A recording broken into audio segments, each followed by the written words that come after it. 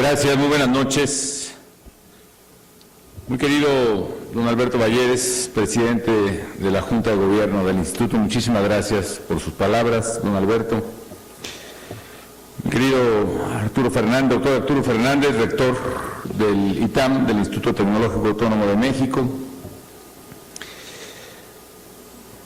Muy estimados vicerrector Alejandro Hernández, señores integrantes del comité de premiación, muy estimado maestro Fernando Lelo de la Rea, presidente de la Asociación de Exalumnos del ITAM, muchas gracias Fernando por sus palabras. Distinguidos invitados especiales, muy estimados compañeros galardonados con el Premio al Mérito Profesional 2012, muy queridas maestras, muy queridos maestros, muy queridos compañeros, amigas y amigos todos. Es un honor para mí el regresar al ITAM, a esta casa de estudios en las que pasé una de las etapas más especiales de mi vida y desde luego de las de mayor aprendizaje. Y es un día muy especial, amigos, porque es un día para mí de reencuentro con amigos, con excompañeros, con profesores a los que admiro y he admirado siempre. Yo agradezco mucho las inmerecidas palabras que me han dedicado tanto Fernando Lelo de la Rea, de la Asociación de Exalumnos, como el rector Arturo Fernández, como don Alberto Balleres. Agradezco enormemente, y lo digo en el alma, la hospitalidad fraterna que siempre me ha brindado la comunidad itamita, como también científicamente se le conoce. Este instituto, amigas y amigos, un instituto de excelencia académica, es el legado mayor de don Raúl Baller, un hombre comprometido con las mejores causas y con los más altos ideales de nuestra sociedad. Y él, junto con un grupo destacado de mexicanos, fundó en 1946 el ITAM, y lo fundó con el claro objetivo de contribuir a la formación integral de la persona humana, así lo decían, y al desarrollo de una sociedad más libre, más justa y más próspera. Ese sería, además, el fundamento del lema del propio ITAM hasta nuestros días. Y bajo el liderazgo moral y personal humano de su hijo, don Alberto Balleres, aquí presente, el ITAM ha cumplido con creces la misión que le fue encomendada por sus fundadores. Y como bien ha dicho don Alberto, en el ITAM hemos aspirado a que la educación que aquí se imparte sea de excelencia, guiada por el rigor académico y por la libertad. Y para lograrlo, como él también ha señalado, la formación integral deberá hacer a nuestros estudiantes capaces de mirar más allá de las fronteras de su disciplina y guiarse por una visión del mundo y de la vida que fortalezca y amplíe su desarrollo profesional, su creatividad y su sentido de responsabilidad. Hay algo muy especial para mí en estas instalaciones del ITAM en San Ángel, de Río Hondo. Hace rato nos comentaban cómo le tocó a algunos de los galardonados inaugurar las instalaciones de Río Hondo, las nuevas instalaciones de Río Hondo. A mí me tocó inaugurar también las instalaciones de Santa Teresa, y de verdad fue un momento muy especial. Pero hay algo muy especial para mí aquí en Río Hondo, y es que aquí se encuentra a unos pasos de este auditorio la biblioteca de quien ha sido uno de los mayores y más fecundos personajes del México moderno en el siglo XXI, don Manuel Gómez Morín. Y en esa sencilla y solemne instalación, que está ubicada en la planta baja de uno de los edificios, al menos ahí estaba, yo recuerdo, ahí pasé muchos de los momentos más especiales de mi estancia en el ITAM. Y pienso que él, Gómez Morín, sin ser egresado de esta institución, nació en el 97, hubiese estado muy orgulloso, porque al igual que muchos de los egresados del instituto, era un hombre fervientemente creyente en la capacidad de la técnica para servir al hombre mismo. Un joven inquieto, como lo he relatado varias veces, de la generación universitaria a la que le tocó acompañar a México en la Revolución y desde luego participar activamente en la construcción de un México moderno. Gómez Morín se adentró pues en el conocimiento de la técnica, especialmente de la técnica jurídica, de la técnica económica y de la técnica financiera. A los 21 años fue secretario particular del general Alvarado, secretario de Hacienda con Obregón. Muy poco después sería oficial mayor de la propia Secretaría y siguió su fulminante paso por el gobierno como agente financiero de México en Nueva York. Y ahí se adentró en los conocimientos económicos de su época en la Universidad de Columbia, pero sobre todo observando de cerca los primeros años de funcionamiento de la Reserva Federal Americana. De regreso a México, emprendería una fructífera tarea de construcción de instituciones, particularmente económicas y financieras. Su idea era hacer vigentes los ideales de la revolución misma, pero no desde el discurso, no desde la demagogia tan estridente como inútil, en boga entonces y que perdura, por desgracia, en algunos sectores en nuestros días, sino se empeñó en concretar tales ideales en instituciones y políticas públicas concretas, en particular a través de la técnica. En 1927, Gómez Morín, compañero y amigo entrañable de algunos de los fundadores del ITAM, como Miguel Palacios Macedo, escribió en su célebre ensayo de 1915 un mensaje a sus contemporáneos, un mensaje que yo creo se aplica en gran parte todavía a quienes somos orgullosos integrantes de la comunidad del ITAM, exalumnos, maestros y desde luego los alumnos más jóvenes y con más ideales. Él escribía: el deber es saber en qué estriban los males que reclaman acción y concretar en programas realizables el indeterminado anhelo común de mejoramiento. Para esto, fijemos el método elegido, aunque sea también provisionalmente. No positivismo ni pragmatismo siquiera. Es posible otro camino, el de la técnica.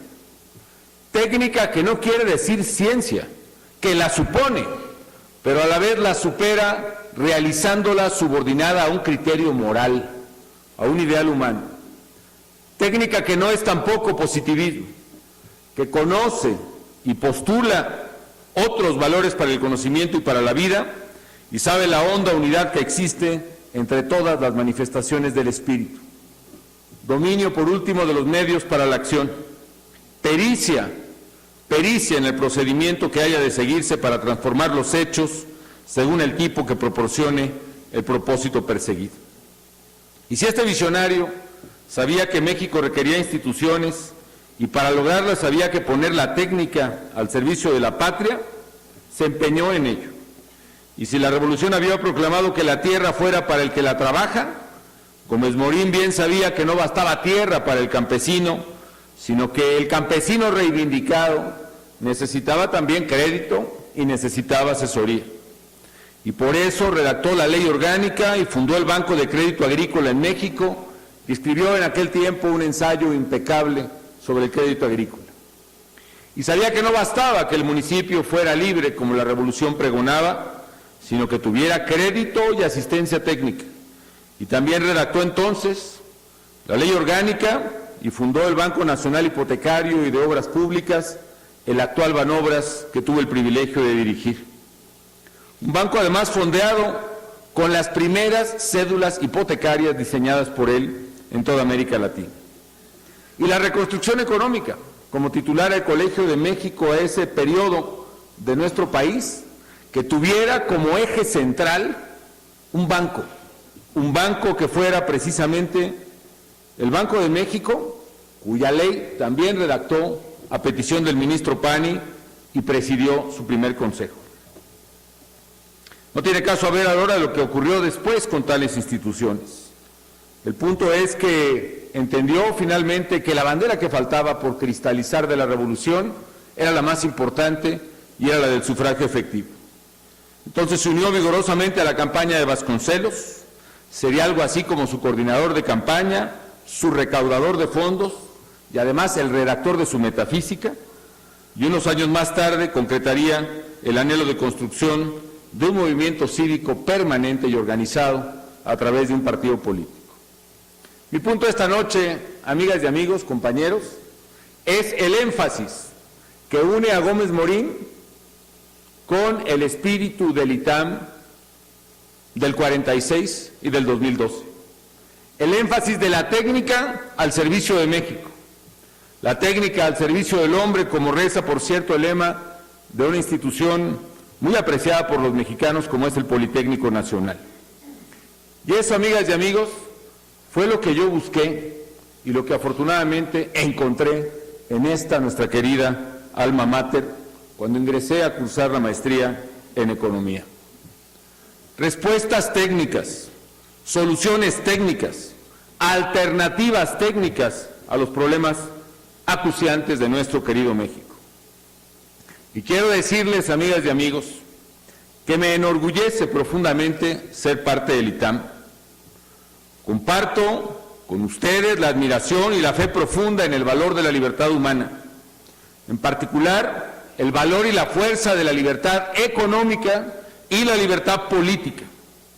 Compartimos los valores de la paz, de la legalidad, de la justicia, del compromiso con los grupos de la población que más necesitan y sobre todo el respeto a la dignidad humana. Por eso me siento, muy amigas, muy estimados amigos, muy honrado de recibir el premio Carrera del Universo 2012 y agradezco sobre todo a la Asociación de Exalumnos del ITAM y al comité encargado de la premiación esta deferencia. Yo recibo este premio pues con alegría, con mucha emoción, con un profundo sentido de gratitud. Parte de lo que aprendí aquí en el ITAM, amigas y amigos, es la imperiosa necesidad de que nuestro México tuviera transformaciones profundas. Por eso también me comprometí con tales transformaciones. Transformaciones de sus instituciones públicas, por ejemplo, especialmente las de seguridad y justicia, que en buena parte estaban lesionadas o de plano carcomidas por la corrupción y por la venalidad. Transformación de la economía para hacerla abierta, competitiva, generadora de empleos. Hoy estamos esperando que este mes de noviembre quizá lleguemos a la cifra de 900,000 empleos formales netos generados en este año 2012. Transformación de las oportunidades, especialmente las de educación y de salud, para hacerlas verdaderamente igualadoras y equitativas, y que tuviese el hijo de un pobre o de un rico la misma oportunidad de tener acceso a un tomógrafo de alta tecnología aquí en nuestro México y que no fueran las diferencias sociales y económicas las que a uno le permitieran el paso a la salud y al otro a la muerte. Transformación de la política y de sus instituciones democráticas. Transformación de la política ambiental que pudiera reivindicar para el futuro que nuestros ríos dejaran de ser drenajes y volvieran a ser ríos y nuestros campos dejaran de ser basureros y volvieran a ser campos.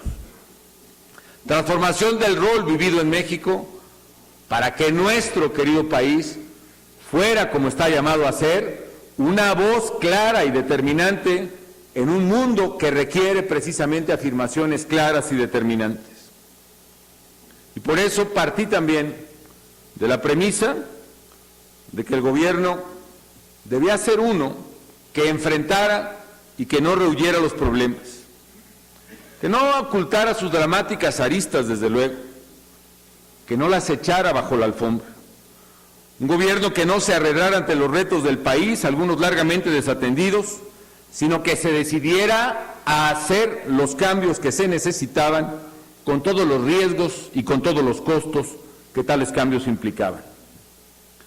Más allá de mis aciertos o de mis errores, queridos colegas, puedo asegurarles que he actuado a fondo y al límite de mis capacidades o insuficiencias, que he dedicado todo mi esfuerzo a esa ardua tarea y que en el camino, como bien ha dicho don Alberto, nos ha tocado enfrentar grandes adversidades. La peor crisis económica y financiera que tengan memoria las generaciones presentes. El surgimiento de un virus pandémico, mortal, y hasta entonces desconocido en el mundo, que además brotó con inusitada fuerza en la nuestra, en la ciudad más grande del mundo. Las peores inundaciones y la peor sequía que se recuerda en nuestro país en más de un siglo. Y desde luego, la más violenta y despiadada conducta que se tenga registro por parte de grupos criminales. No ha sido fácil, amigas y amigos, pero lo que ha quedado claro es que ninguno de estos problemas ha logrado doblegar nuestro carácter ni minar nuestra voluntad de cambio. Ninguno de ellos consiguió que claudicáramos en el afán de construir un México mejor. Y hoy nuestro país va hacia instituciones de cumplimiento de la ley y de Estado de Derecho más fuertes y más estables. Tiene una economía que crece y genera empleos. Y tiene una política social igualadora que genera oportunidades en salud y en educación que antes no se habían tenido en México. Y durante todos estos años, no los de este gobierno, me refiero a los casi 70 del ITAM, los egresados de esta institución, por fortuna, han sido quienes han ejercido el liderazgo técnico de las soluciones necesarias para resolver los problemas más acuciantes del país. Pero también hay que decir, amigas y amigos, que ha sido un liderazgo técnico que desafortunadamente no siempre, o las más de las veces, no se ha consolidado en liderazgo político. Ha habido una gran autoridad moral en las materias técnicas, particularmente las económicas, por parte del ITAM, pero lamentablemente una y otra vez habían sido superados tales liderazgos técnicos por el oportunismo y la conveniencia política. No deja de ser una paradoja este tema del liderazgo técnico del ITAM, comparado con la subordinación de muchos de sus mejores técnicos a los arbitrajes y las coyunturas políticas. Quien no recuerda, por ejemplo, a don Miguel Mancera, aquí presente, admirado por muchos de nosotros, enfrentando casi solo, como una voz pregonando en el desierto, las inclemencias de los avatares políticos de la era sombría en esa materia que le tocó vivir. ¿Cuántas respuestas técnicas a los problemas de México fueron desoídas? Desde la imperiosa necesidad de la responsabilidad fiscal del país hasta establecer soluciones de mercado a los problemas más comunes de México. Muchos de ellos se quedaron sin tocar la tierra de los problemas por falta de apoyo social y político. Y peor aún, por la falta de una comprensión elemental en la opinión pública que, digámoslo claro, ante una cultura política y económica alimentada incesantemente por un nacionalismo ramplón, por el populismo, ha relegado una y otra vez la modernidad política de México para abrirle paso a la demagogia vociferante de siempre.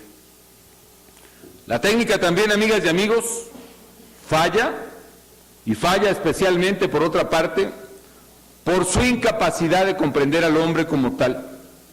Cuando seres humanos de carne y hueso se vuelven simplemente cifras atrás de un modelo estadístico.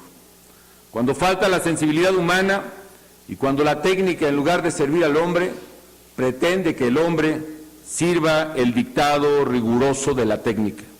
Es el dominio de la tecnocracia. Valdría la pena pensar a futuro, amigas y amigos, cómo hacer para que la técnica que se estudia y se desarrolla en el ITAM y por los itamitas pueda hacerse no solo de liderazgo técnico, sino también contribuya a que la verdad y la razón asuman en nuestro dolido México también la razón política. Quizá aquí valga la pena recordar al maestro de algunos de nosotros, a Ronald Heifetz, cuando distingue el liderazgo técnico del liderazgo adaptativo. Liderazgo técnico, dice él, consiste en hacer lo que es requerido para resolver un asunto o un problema cuando existe una solución conocida o susceptible de conocerse. Liderazgo adaptativo, en cambio, implica transformar a la organización o a la sociedad desde adentro para adaptarla a las circunstancias y para resolver el problema. El liderazgo técnico puede ser más directo y más cómodo para los miembros de una organización, ya que los llama a pensar en soluciones técnicas a los problemas, sin cuestionarse ni la estructura de la organización, ni su forma tradicional de hacer las cosas, ni su misión, ni sus valores, ni su ethos, que deban analizarse para validarlos o para cambiarlos. Se debe hacer porque técnicamente es correcto y punto. Pero para Heifetz, el liderazgo no termina ahí. El liderazgo apenas comienza con la autoridad técnica. Para él, el liderazgo adaptativo es movilizar a la gente para que enfrente sus problemas, para que encare sus decisiones dolorosas y para que aprenda nuevas formas de ser.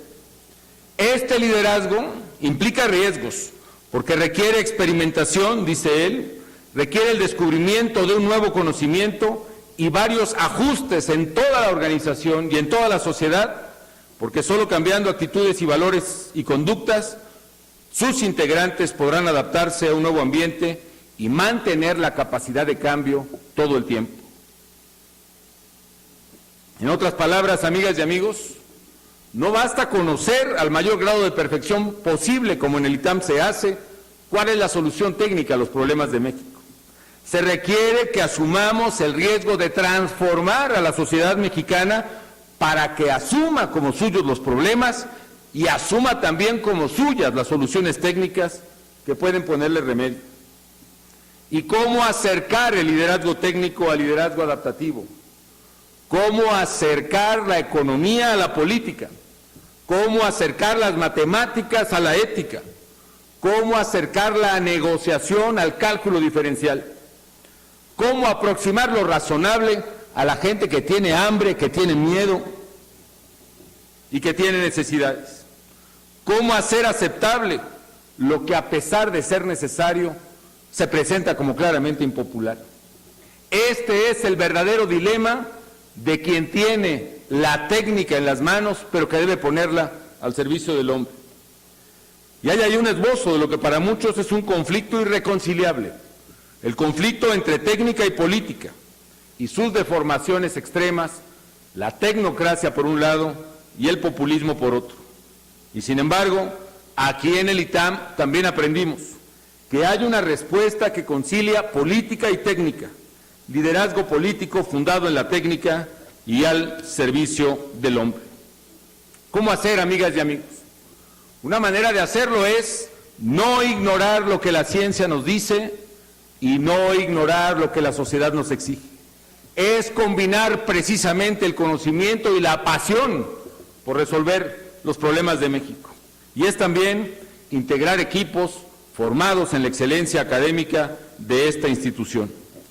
Yo recuerdo, amigas y amigos, que mucho me criticaban a la hora que nombraba mi gabinete, que había demasiados egresados del ITAM. Créanme que ese ha sido uno de los mayores elogios que ha recibido mi equipo de gobierno.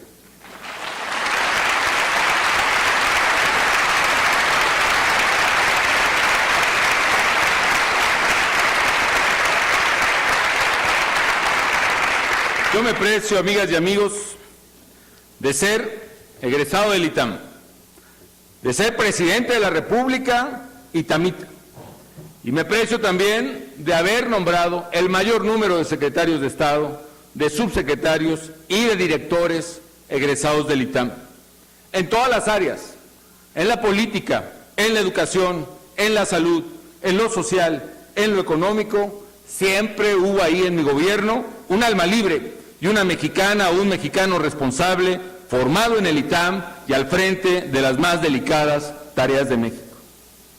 Por lo demás, pienso que habrá que hacer entre todos una tarea formidable de formación colectiva, de una nueva cultura política y económica verdaderamente moderna y de futuro, basada en la libertad, en la justicia, en la democracia, en el respeto al medio ambiente y en la tolerancia.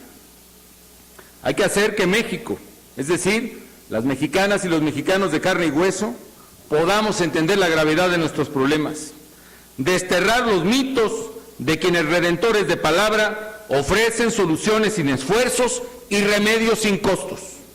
Se trata no solo de saber cuáles son las soluciones de México, sino de mostrar a quien sufre los problemas las causas de tales problemas, las soluciones posibles y todo el esfuerzo y el costo que implicaría el ponerle remedio.